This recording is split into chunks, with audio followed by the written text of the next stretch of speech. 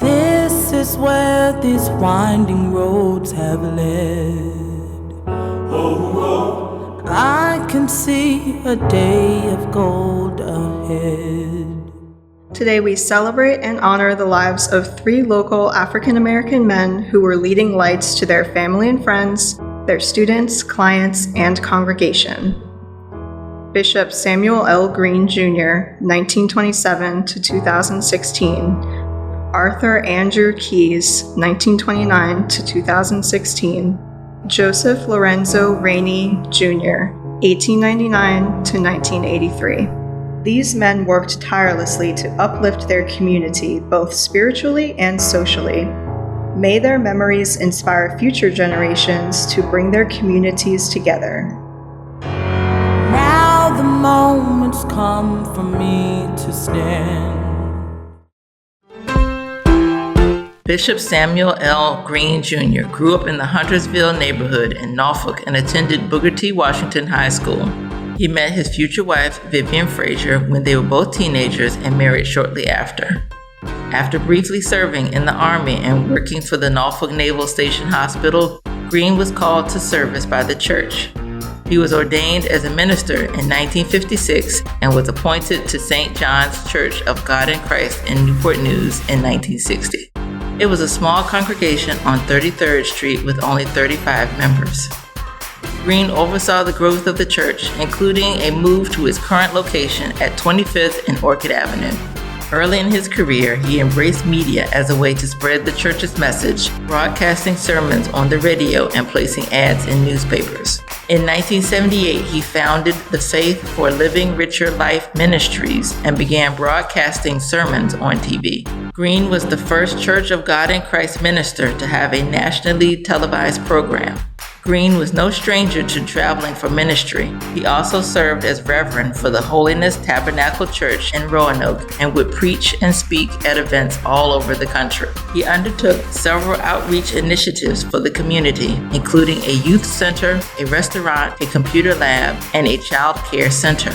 In 1971, Green was chosen as Bishop of the 2nd Virginia jurisdiction, leading the operation of about 80 churches. He also served many terms in the General Board of the International Church of God in Christ, the small group that governs the church's worldwide operation.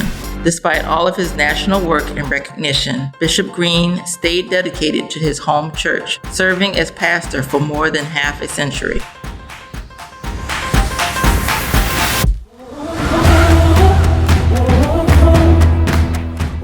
Affectionately known as the mayor of North Newport News, Arthur Andrew Keyes was devoted to his neighborhood of North Newport News, an area around Center Avenue. This historically African American neighborhood, settled in the 1890s, was north of the city limits in what was then Warwick County. Keyes attended North Newport News Elementary School and graduated from Huntington High in 1950. After a tour in the Army during the Korean War, he continued his education at North Carolina A&T State University and decided to become a teacher. Keyes briefly taught in North Carolina, but returned to his hometown and took a position at Newsom Park School. He would go on to become assistant principal at Booker T. Washington Middle and Dozier Intermediate Schools. Passionate about local government, Keyes served on the election campaigns for Representative Bobby Scott and Mayor Jesse Ratliff. As a frequent attendant of Newport News City Council meetings, a seat in the front row of the council chambers was reserved for him. During the peak of the Civil Rights Movement, he worked on the Peninsula Coordinating Committee's effort to get African Americans registered to vote. Keyes was a Boy Scout master, leader of Local Troop 73, and a member of Emmanuel Baptist Church. Keyes served as longtime president of the North Newport News Civic League, a group that successfully fought for neighborhood improvements such as gutters, sidewalks, crosswalks for students, and a community center located on South Avenue. He also organized a large centennial celebration for the neighborhood, which helped educate the public on the historical significance of North Newport News. Keyes was recognized by the local NAACP for his outstanding efforts in the research and preservation of the history of the North Newport News community.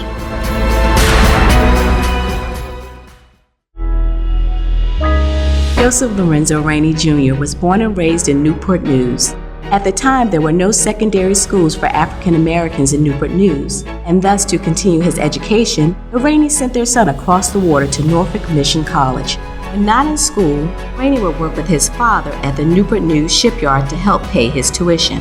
He was inspired to go into law by his Sunday school teacher at Trinity Baptist Church, the lawyer J. Thomas Newsom, one of the most revered African American lawyers in the state. Rainey enrolled at Howard Law School. To pay for his education, he worked as a messenger for the federal government during the day and attended his law classes at night. He graduated from Howard in 1920, but despite the connections he made in the D.C. area, he knew he had to return to his hometown, where good legal representation for African Americans was scarce. He joined the practice of his mentor, lawyer Newsom. Rainey soon started his own practice, which made him the first African American born in Newport News to hold this distinction. Rainey was also very committed to serving his community through civic and volunteer organizations. He served as president of the board for the Hampton Roads Boys Club for many years, as well as on the board of Whitaker Memorial Hospital, for which he provided free legal services.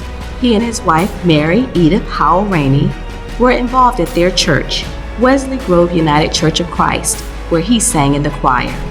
Rainey was a founding member of the Tidewater Bar Association and the Old Dominion Bar Association, both groundbreaking professional groups for African American lawyers. A historical marker for him now stands at 25th and Jefferson Avenue, where Rainey had law offices for over 50 years.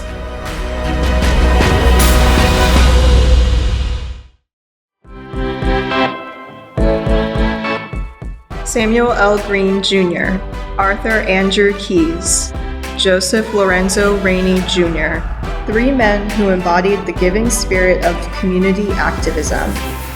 They stood for justice.